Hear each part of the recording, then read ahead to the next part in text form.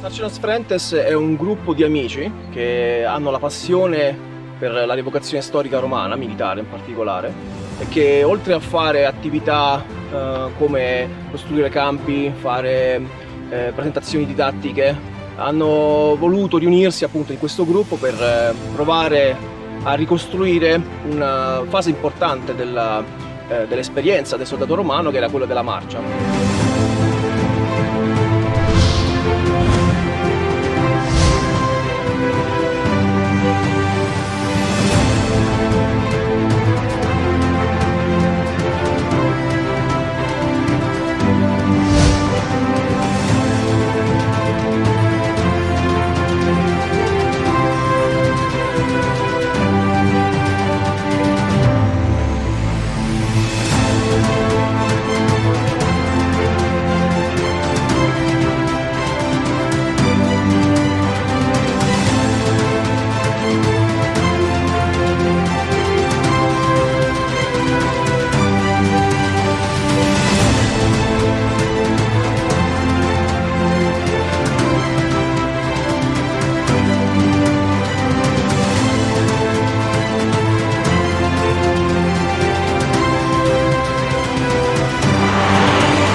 Quasi pronti.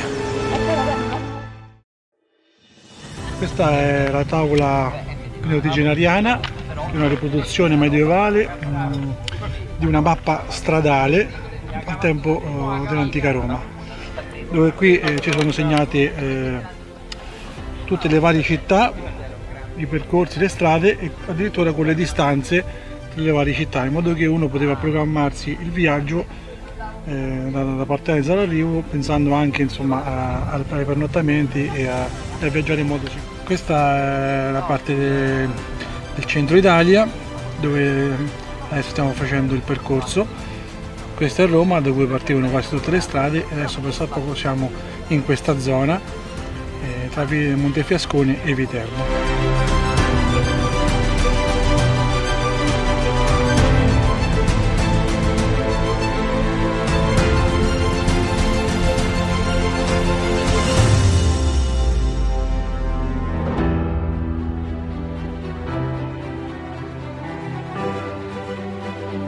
La nostra intenzione è quella di ripercorrere appunto le strade consolari romane che erano state appunto percorse dai soldati romani durante tutta la storia dell'impero, e quindi oggi siamo sulla Cassia, faremo un tratto di Cassia antica, siamo già stati sulla Flaminia, in particolare nei tratti in Umbria, abbiamo già fatto i percorsi dell'Appia, specialmente quelli che sono intorno a Roma, che sono quelli meglio conservati, e quindi diciamo la nostra idea sarebbe quella di ripercorrere, il nostro progetto a lungo termine è quello di ripercorrere una delle strade consolari romane, l'Appia, la Flaminia, quello che decideremo insomma, in modo da far ripassare nuovamente i soldati romani di nuovo sulle strade che hanno percorso millenni fa.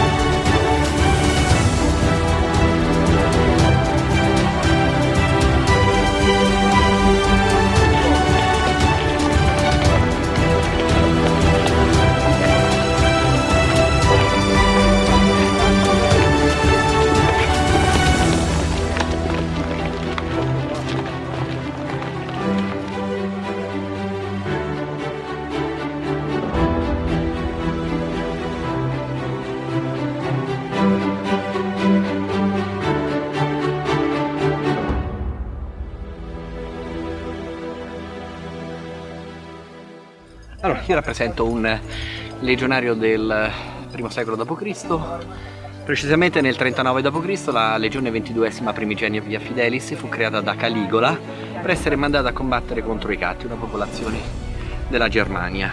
Quindi vesto un'armatura che è una segmentata, è un'armatura estremamente protettiva, specialmente perché i germani, comunque i popoli del nord, utilizzavano armi da botta, quindi armi per colpire, quali potrebbero essere anche semplici bastoni.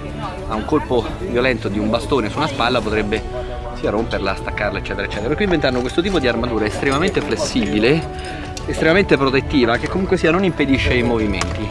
Il problema principale è che questa armatura rispetto alle altre armature grava principalmente su queste ossa. Devo dire che alla lunga è estremamente faticoso e anche doloroso portarla, per questo sotto, adesso non si vede ma c'è un corpetto di cuoio che permette di ammortizzare il peso dell'armatura, sia perché d'estate diventa estremamente calda, sia perché appunto questo continuo sfregamento sulle spalle, non avendo una cinta alla quale stringerla per scaricarla sui fianchi, dà un certo dolore.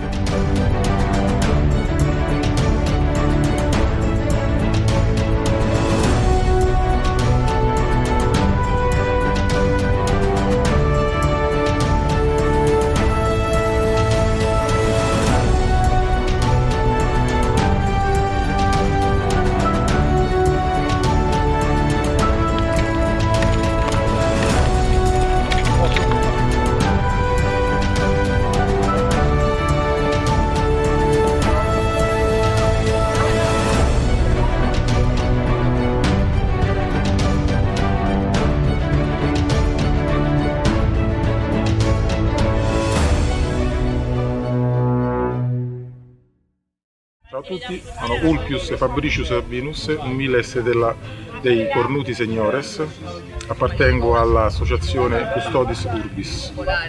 Che dire, io sono un legionario tardimperiale, più precisamente del periodo di Costantino Massenzio, quindi siamo agli inizi del IV secolo.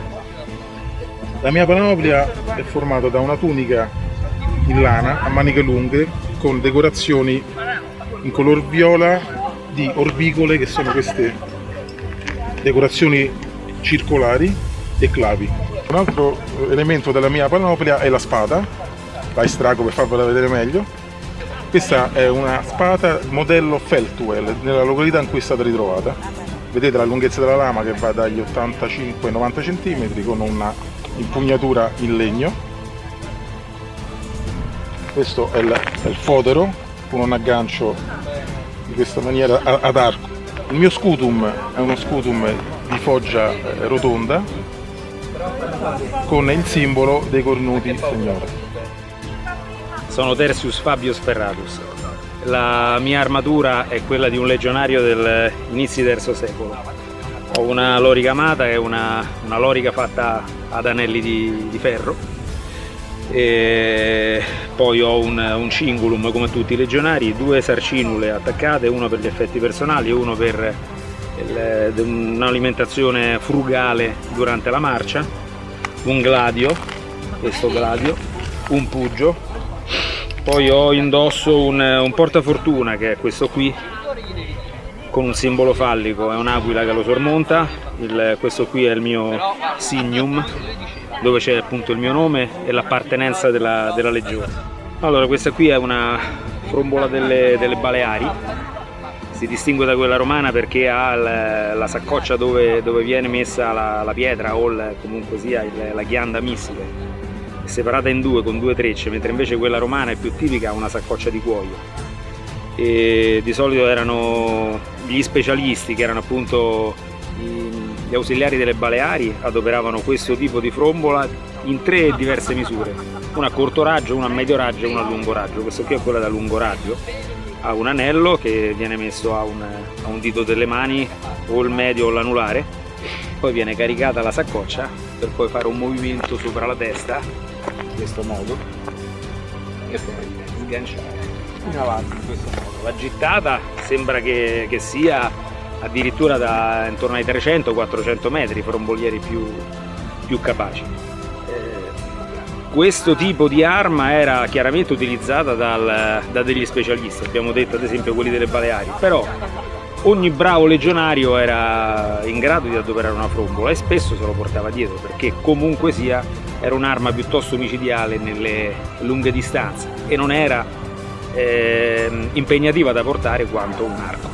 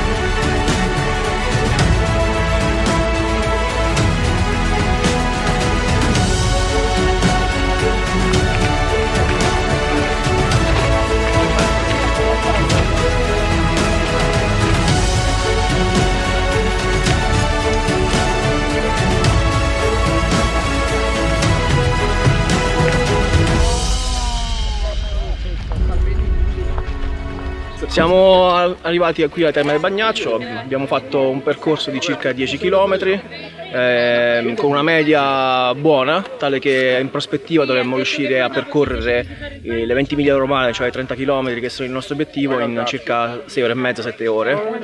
Adesso ci rinfreschiamo un po', ci riposiamo e mangiamo.